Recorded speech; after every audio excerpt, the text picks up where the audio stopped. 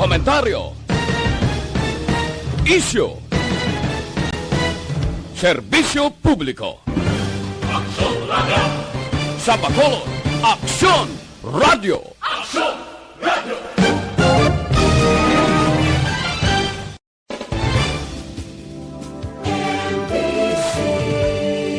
Manila Broadcasting Company. Sa balita, komentaryo, isyu, serbisyo publiko. Aksyon Radio! Sa Bacolod, Aksyon Radio! Aksyon Radio!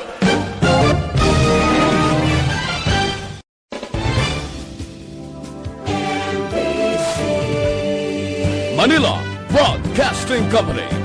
Sa balita, komentaryo, isyu, serbisyo publiko. Aksyon Radio! Sa Bacolod, Aksyon Radio! Aksyon Radio!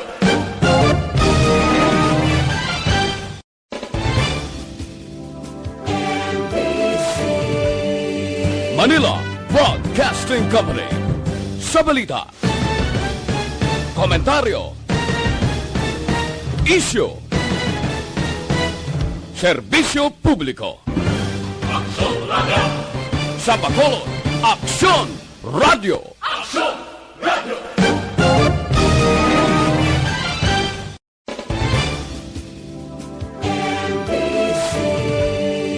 Manila Broadcasting Company. Sa balita, komentaryo, isyu, serbisyo publiko. Aksyon Radio! Sa Bacolod, Aksyon Radio! Aksyon Radio!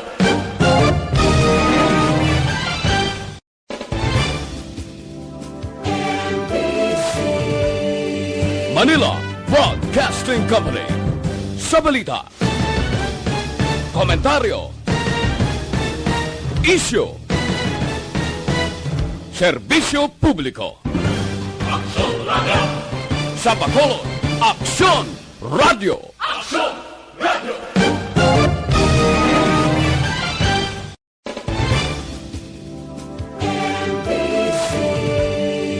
Manila Broadcasting Company. Sa balita, komentaryo, isyu, serbisyo publiko. Aksyon Radio! Sa Bacolod, Aksyon Radio! Aksyon Radio! Aksyon Radio Philippine Standard Time, las 6:39.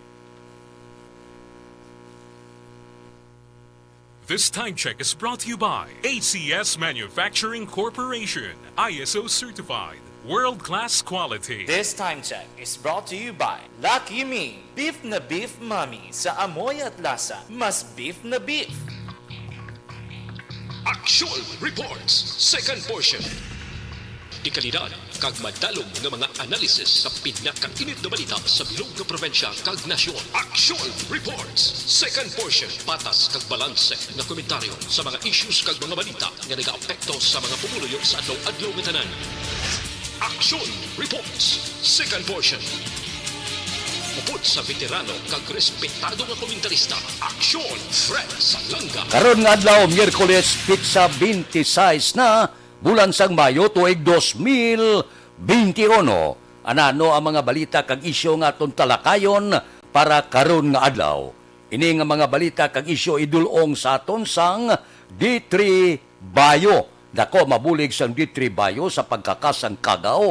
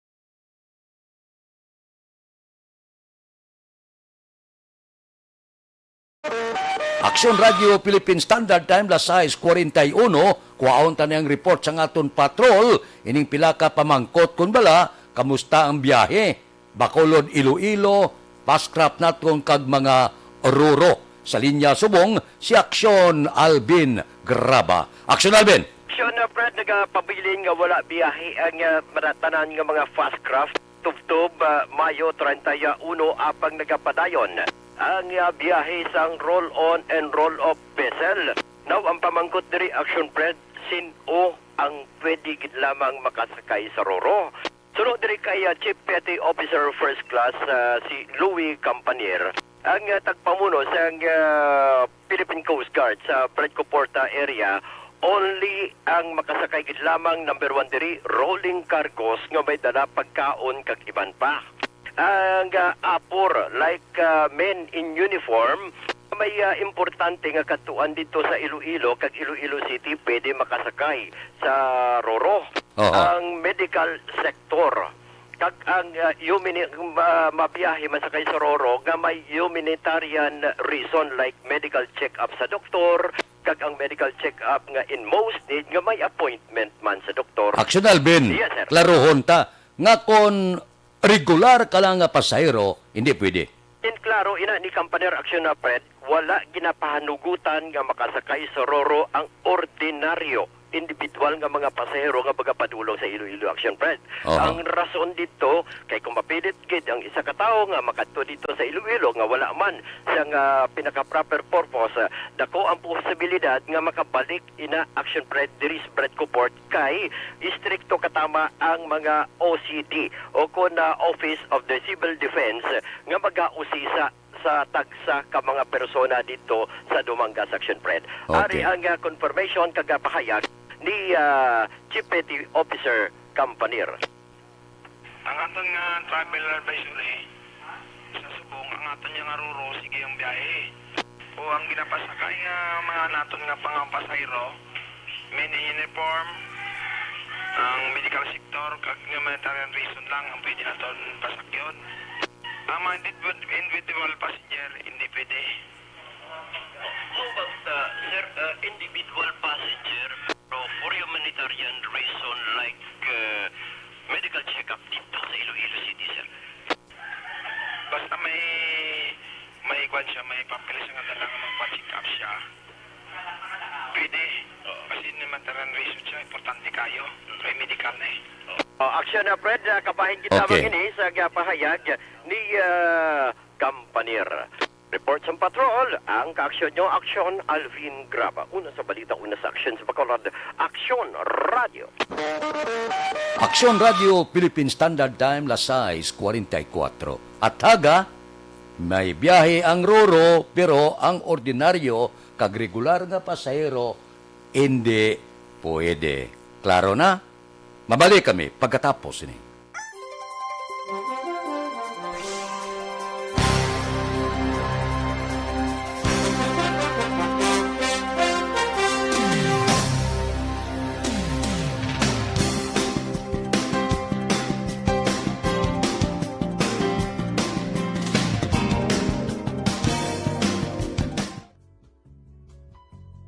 Hindi pa rin natatapos ang laban natin sa COVID-19. At sa labang ito, isa sa pinakamahalagang armas natin ang tamang impormasyon. Importanteng maalam tayo kung paano ba natin mababawasan ang tsansang mahawaan tayo ng COVID-19. Pero, ano nga ba ang alam natin ngayon tungkol sa pagkalat ng COVID-19? Base sa kasalukuyang pag-aaral, ang COVID-19 ay sumasama sa droplets sa tuwing may umuubo, bumabahing, kumakain, nagsasalita, o kahit sa paghinga. Kadalasan, hindi natin namamalayan ang pagtalsik ng mga droplets na ito dahil hindi sila nakikita. Ano naman ang magagawa natin para maibaba ang exposure natin o tsansang magka-COVID? Kailangan nating maibaba ang exposure mula sa virus tuwing nakikipagsalamuha tayo sa iba. Isa sa pinakamainam na tool ang face mask upang mabawasan ang ating exposure at ang pagkalat ng COVID-19. Kaya naman, face mask ang bida topic natin for today. Binabawasan ng mask ang tsansang makahawa at makapanghawa tayo sa ibang tao. Ayon sa current studies, kaya nitong bawasan ang ating risk of infection ng 67%. Ngayon, napakadami ng face mask na available para sa atin. Ika nga options, options, options. So, how do you get to decide which one to use? I-ready ang inyong mga phone at i-screenshot ang mga comparison na ito ng iba't ibang mask.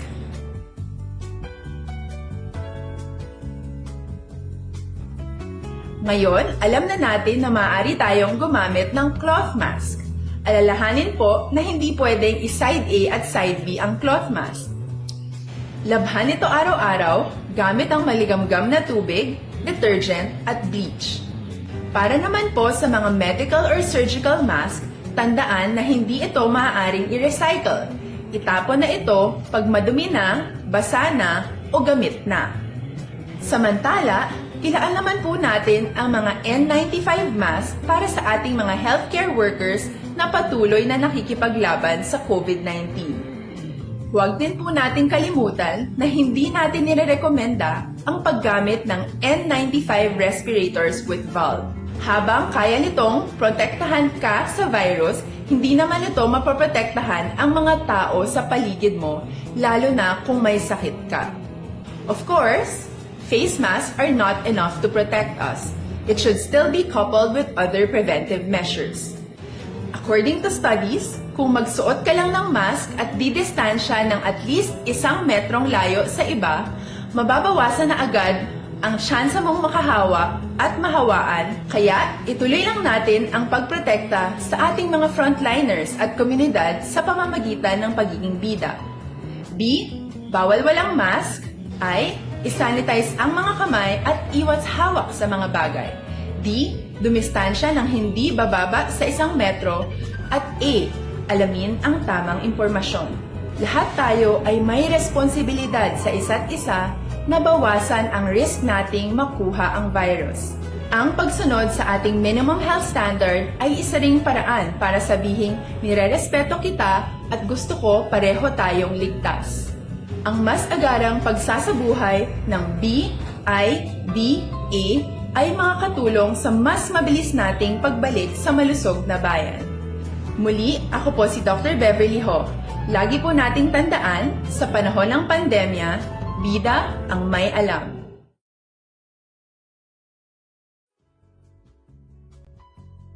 Hindi pa rin natatapos ang laban natin sa COVID-19. At sa labang ito, isa sa pinakamahalagang armas natin ang tamang impormasyon. Importanteng maalam tayo kung paano ba natin mababawasan ang tsansang mahawaan tayo ng COVID-19. Pero, ano nga ba ang alam natin ngayon tungkol sa pagkalat ng COVID-19? Base sa kasalukuyang Aksyon Radio Philippine Standard Time, las 6:49 na ang masunod nga isyo. Idulong sa aton sang Santon Plus Herba nga habon. Puno sang whitening formula, mayo gid ini sa bilog nga pamilya. Gusto ka magubin tulokon? Diri kita. Gamit kita Santon Plus Herba nga habon. Ipagamit sa bugos nga pamilya. Wala delikado, 100% natural, wala sa ginsimpon nga kimikal, puro-puro kag hindi makahalit sa panit. Santon Plus Herba nga habon, healthy beauty, affordable pa ang presyo. Ano ang masunod nga isyo? Hambalanta makadali ang 2022 nga eleksyon. Ang pila ka mga grupo sang oposisyon may na-interview na nga posible ila mga kandidato ibunggo sa kandidato sang administrasyon. Pero ang 2022 nga eleksyon, amo ni siya ang pinakainit. Amo ni siya ang balantayan nga eleksyon bangod sigurado ang report nga tudabaton kahapon intrahan ini sang dalagko kag manggaran kag poderoso nga mga kapungsuran. Anong matabo? Ang report nga ang administrasyon posible ang ila kandidato suportado sang pungsod China.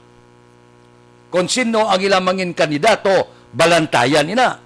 ari ang masadya nga engkwentro.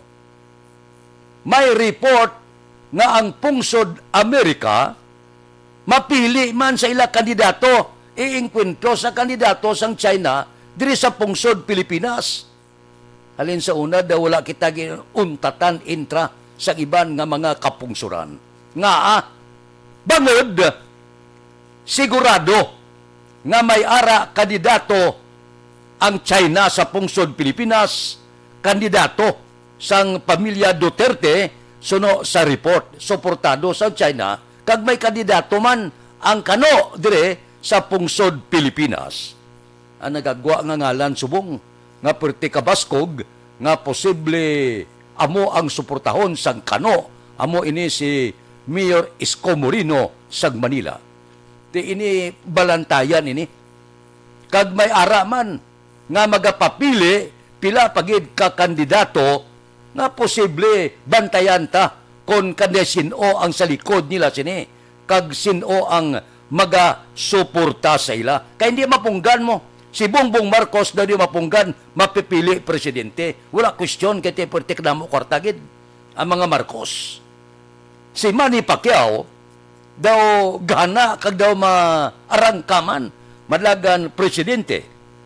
Tiyang administrasyon, daw kinatibong gid si Sara Duterte. Si Senador Richard Gordon daw hindi man magpaiway. Kag ginsulod pa ang ngalan subong kag nagaalungay man si Antonio Trillanes kon ina hindi maglagan si Vice Presidente Leni Robredo. Sumasadya ini. Manami ini nga engkwentro. Ang hindi lang manami kay ti intrahan gid ini sang iban nga kapungsuran. Ang report nga ini engkwentro ya sang mga higante nga mga kapungsuran katulad sang China kag Estados Unidos. Kanday sino nga kandidato ini mga pipila palang kamangangalan nga nagtuluhaw pero balantayan. Aksyon Radio Philippine Standard Time las 6:53. Mabalik kami pagkatapos ini.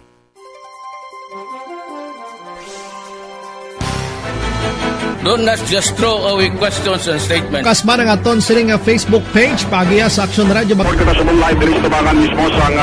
Ladies and gentlemen, this is Aksyon Radio Bacolod. Aksyon Radio Bacolod #1. Nagpanguna ang Aksyon Radio Bacolod sa pinakaulihing survey sang Nielsen nga kakuha sang commanding radio station share para sa fourth quarter sang tuig 2020. Kami nagapasalamat sa aton mga kaaksyon sa padayon nga pagsalig kag pagsuporta. DYEZ Aksyon Radio Bacolod #1 with 40.10% radio station share.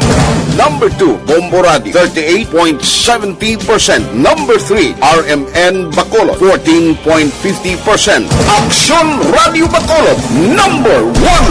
During this crisis, the result of the survey proves that Aksyon Radio Bacolod serves the public best and will continue to give you the best broadcasting activities. Madamo nga salamat mga kaaksyon for making us #1. Aksyon Radio Bacolod #1. Do not just throw away questions and statements. Kasma ng aton sining nga Facebook page pagiya sa Aksyon Radio. Ladies and gentlemen, this is Aksyon Radio Bacolod. Aksyon Radio Bacolod #1. Nagpanguna ang Aksyon Radio Bacolod sa pinakaulihing survey sang Nielsen nga kakuha sang commanding radio station share para sa fourth quarter sang tuig 2020. Kami nagapasalamat sa aton mga kaaksyon sa padayon nga pagsalig kag pagsuporta. DYEZ Aksyon Radio Bacolod #1 with 40.10% radio station share. #2 Bombo Radio 38.70%. #3 RMN Bacolod 14.50%. Aksyon Radio Bacolod #1. During this crisis, the result of the survey proves that Aksyon Radio Bacolod serves the public best and will continue to give you the best broadcasting activities. Madamo nga salamat mga kaaksyon for making us number one. Aksyon Radio Bacolod, number one. Do not just throw away questions and state. Bakit kailangang magpabakuna? Bakit nga ba vaccination? Ang pandemyang ito ay kumuha ng maraming buhay at patuloy pa nitong nilalagay sa peligro ang buhay ng nakakarami. Pinahina din nito ang ating ekonomiya at maraming Pilipino ang nawalan ng trabaho dahil dito. Sa pagkatuklas ng bakuna laban sa COVID-19, nagkaroon tayo ng oportunidad na malabanan ang pandemyang ito. Sa tulong ng mga bakuna, ay may iwasan natin ang sintomas ng impeksyon at posibleng maiwasan din ang malalang impeksyon at matigilan ang pagkalat nito. Gayunpaman, gaya ng iba pang mga bakunang ginagamit sa nagdaang dekada, ang abilidad nitong protektahan ang ating komunidad ay tataas lamang kung hindi bababa sa 70% ng ating populasyon ay bakunado. Halimbawa, kung ang iyong barangay ay mayroong 100,000 katao, hindi dapat bumaba sa 70,000 ang dapat mabakunahan upang matiyak na proteksyon ang buong komunidad. Kaya ating tandaan, ang pagbabakuna ay hindi lamang para sa iyo o sa iyong pamilya. Ito ay para din... Time lasay 57 ang masunod nga isyo, idulong sa aton sang Pedro.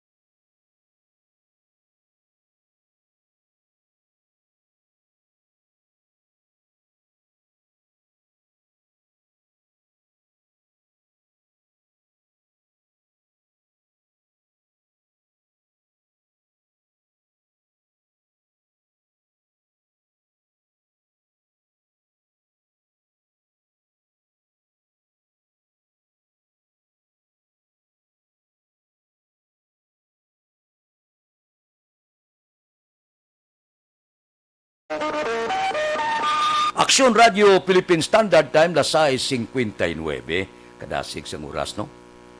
Kahapon naga-monitor ako, ini nagpiki bala isa ka authorized person outside residence o kon apor gikan sa Cebu.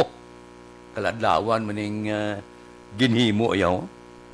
Nga ang napaktan nga piki ang test resort nga ginsumiter.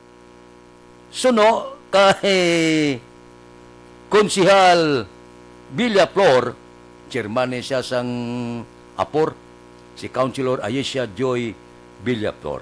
Nakita sa result, ang resulta mo ni.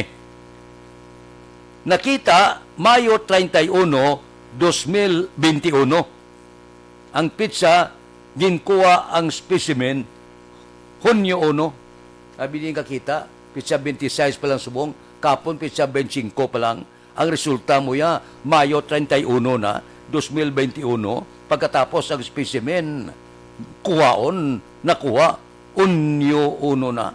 Wala pa mag-abot ang Hunyo, may ara ka na ya, nagwa ang resulta, ti kundi daw hindi amo, dakpan da yun, nagpike, siguro sa sobra nga dali-dali, wala ginyagin lantaw ana yung karindaryo, kon ang karindaryo, santo, sa iya piki nga dokumento, amak mo imo yung Mayo 31 resulta, pizza 25 palang kahapon, Hunyo 1 ginkuha, wala pa kabot ang bulan sa Hunyo, mahuo. Amo na kung kaisab, kung gahimo ikaw sang iligal kag piki, ginagabaan kagid, pati pizza, hindi ka kadumdum, abansi sa iyaya. Wala pang Hunyo. May Hunyo 1 na siya. Akalain puwerte. So, hindi maayo nga buhat. Ang malain sina, basi kon mapasakaan ka pa kaso na disgrasya ka pa. Inang sobra nga dali, bala, nya lusot na, may ara na, resulta. Ang resulta, Hunyo 1, bulan sa Mayo pa lang, akalain. Aksyon Radio Philippine Standard Time, Las City 1. Mabalik kami pagkatapos ini.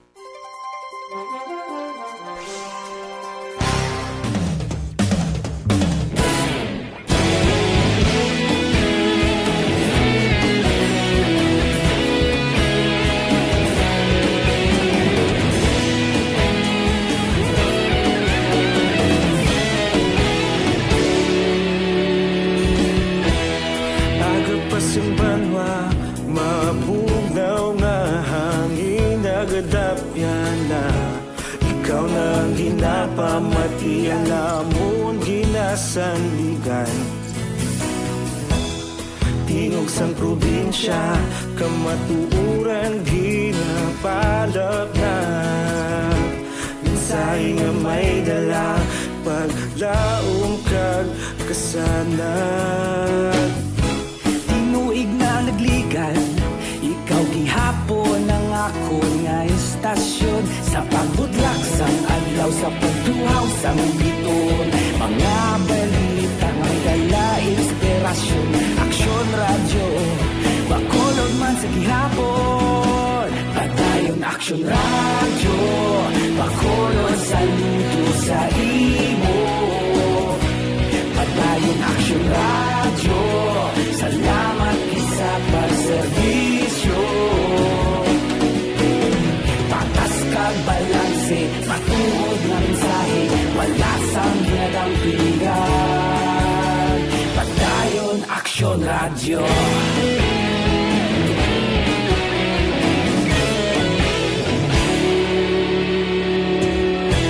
Bacolod nun kag Negros sanon inyong pamatian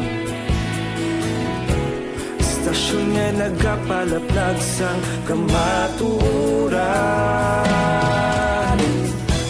Mabakod nga prinsipyo Reporter handa sa serbisyo Kahapon, karun kag sa gihapon Kita magapadayon Tinuig na nagligan Ikaw gihapon ang ako nga istasyon Sa pagbutlak sang adlaw Sa pagtuhaw sang biton Mga balita na may dala inspirasyon Aksyon Radio Bacolod man sa gihapon Padayon Aksyon Radio Bacolod saludo sa imo Padayon Aksyon Radio Salamat sa pagserbisyo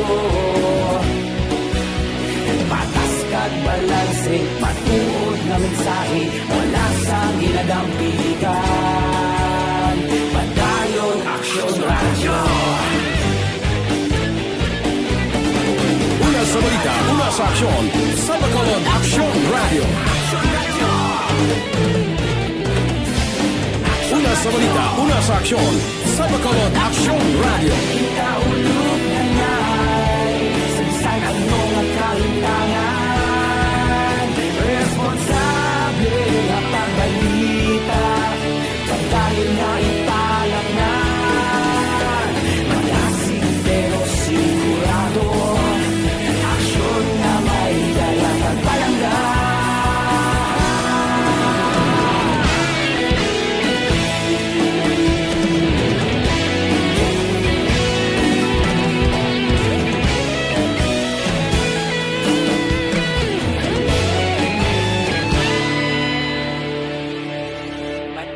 Aksyon Radio Bacolod saludo sa imo Padayon Aksyon Radio Salamat gid sa pagserbisyo Padayon Aksyon Radio Bacolod saludo sa imo Padayon Aksyon Radio Salamat Aksyon Radio Philippine Standard Time, La City Size. Ginati mata sa pamangkot sang kwarta nga ginit-it sa ilaga ba? Si Don Art Tayupol na nakaroon na ang maesplikar. Standby na sa aton Aksyon Balita Morning Edition. Upod kita kay Aksyon Boy Duran, kag Aksyon Dorel Cabato, Aksyon Fred Salanga, una sa balita, una sa aksyon, sa Bacolod, Aksyon Radio. Aksyon Radio!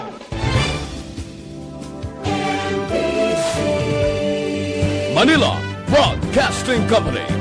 Sa balita, komentaryo, isyu, serbisyo.